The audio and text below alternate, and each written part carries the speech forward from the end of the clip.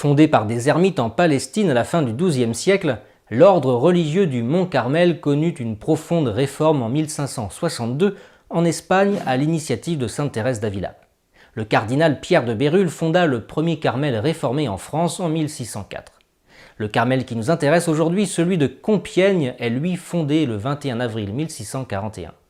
L'ordre aura tout au long de son histoire le soutien sans faille des souverains français et plus particulièrement des reines de France, jusqu'au jour où la folie révolutionnaire en décida autrement. Connaissez-vous l'histoire des carmélites martyrs de Compiègne? Non, je vous explique.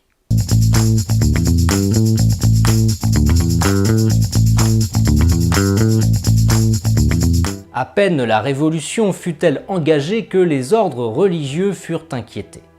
Le 13 février 1790, les révolutionnaires ordonnèrent la dissolution de tous les ordres monastiques et de toutes les congrégations religieuses régulières. Les vœux prononcés par les sœurs sont donc déclarés nuls. Par conséquent, tous les religieux sont invités à rentrer chez eux. Les congrégations séculières sont, quant à elles, dissoutes le 18 août 1792. Les bâtiments seront vendus pour financer les dépenses publiques. Le 14 septembre de la même année, les 16 carmélites de Compiègne et leurs novices sont expulsés de leur couvent par les révolutionnaires. Elles qui vivaient en communauté se retrouvent désormais divisées et dispersées aux quatre coins de la ville, accueillies par de pieuses familles. Elles réussiront malgré tout à assister à la messe dans l'église Saint-Antoine de Compiègne en toute discrétion. Déjà en décembre 1789, sœur Constance de Jésus, alors simple novice au Carmel, ne put prononcer ses vœux car la loi du 29 octobre 1789 le lui interdisait. Fin 1793, la pratique du culte catholique devient de plus en plus compliquée partout en France. Revenons un peu en arrière. À la fin du XVIIe siècle, en 1693, une carmélite de Compiègne, sœur Élisabeth Baptiste, avait vu en songe toutes les religieuses de son couvent dans la gloire du ciel, revêtues de leurs manteaux blancs et tenant une palme à la main, signe du martyre chez les chrétiens. Un siècle plus tard, donc en septembre 1792, la mère prieure, mère Thérèse de Saint-Augustin, dans un contexte plus que dangereux pour les catholiques, sentait les sœurs désireuses d'accéder au martyre.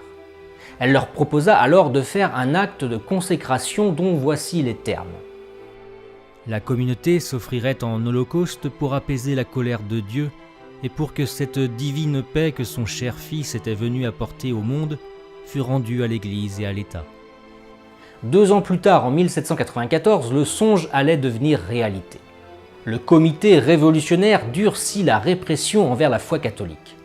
Les couvents furent perquisitionnés, dont celui des religieuses de Compiègne, le 21 juin 1794. Des lettres hostiles à la Révolution, un portrait de Louis XVI et une image du Sacré-Cœur, emblème des Vendéens, furent trouvés dans le couvent.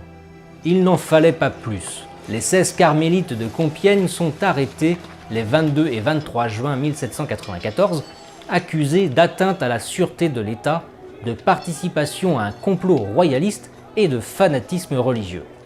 Le 12 juillet, elles sont transférées de Compiègne à la Conciergerie à Paris. Elles profitent de leur incarcération pour chanter les offices. Un témoin des faits dit qu'on les entendait toutes les nuits à 2 heures du matin récitant leur office. La date de leur jugement est arrêtée au 17 juillet 1794. La sentence était connue d'avance car l'acte de condamnation avait été imprimé avant la tenue du procès et les religieuses n'eurent pas droit à un avocat conformément à la loi en vigueur.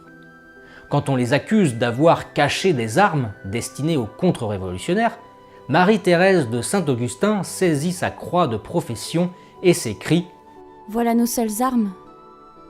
Quand Fouquier-Tinville les qualifia de fanatiques, sœur Marie-Henriette lui rétorqua « Citoyen, qu'entends-tu par ce mot ?»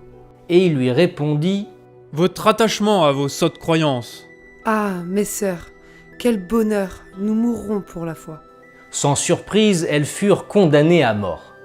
À 18h, sur le chemin qui les emmenait à la guillotine, dans la charrette, elles chantaient le Salve Regina, le Veni Creator et le Te Deum.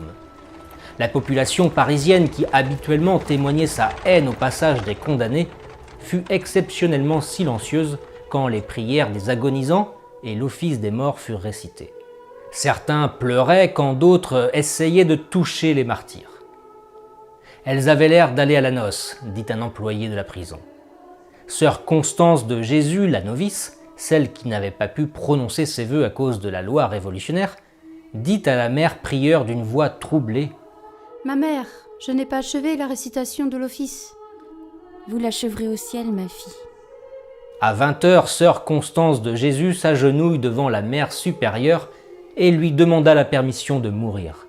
Marie-Thérèse lui tend la statuette de la Sainte Vierge pour qu'elle la baise dévotement et lui dit : « Allez, ma fille. » La mère supérieure mourut la dernière en donnant la bénédiction à ses sœurs. Elle offrit un sourire au bourreau. « Comment en vouloir à ces pauvres malheureux qui nous ouvrent les portes du ciel ? Je vous pardonne de tout mon cœur, comme je souhaite que Dieu me pardonne. » Elles furent guillotinées le 17 juillet 1794. Leurs corps et leurs têtes seront jetés de nuit dans l'une des 2 fosses communes du cimetière de Picpus. Les carmélites de Compiègne ne furent pas les seules religieuses à subir le joug révolutionnaire. Des religieuses d'Orange ou d'Arras connurent le même sort tragique. Les carmélites de Compiègne furent béatifiés le 27 mai 1906 par le pape Saint Pie X en pleine période de séparation de l'Église et de l'État en France. Vous avez aimé cette vidéo? N'oubliez pas de vous abonner à la chaîne et d'activer la cloche pour être tenu informé de toutes les prochaines publications, de laisser un commentaire et de partager la vidéo. Et si vous voulez soutenir mon travail, n'hésitez pas à faire un don via ma page Tipeee ou bien de commander un livre de ma maison d'édition, les éditions Vox Gallia. Merci et à très vite. Vive la France!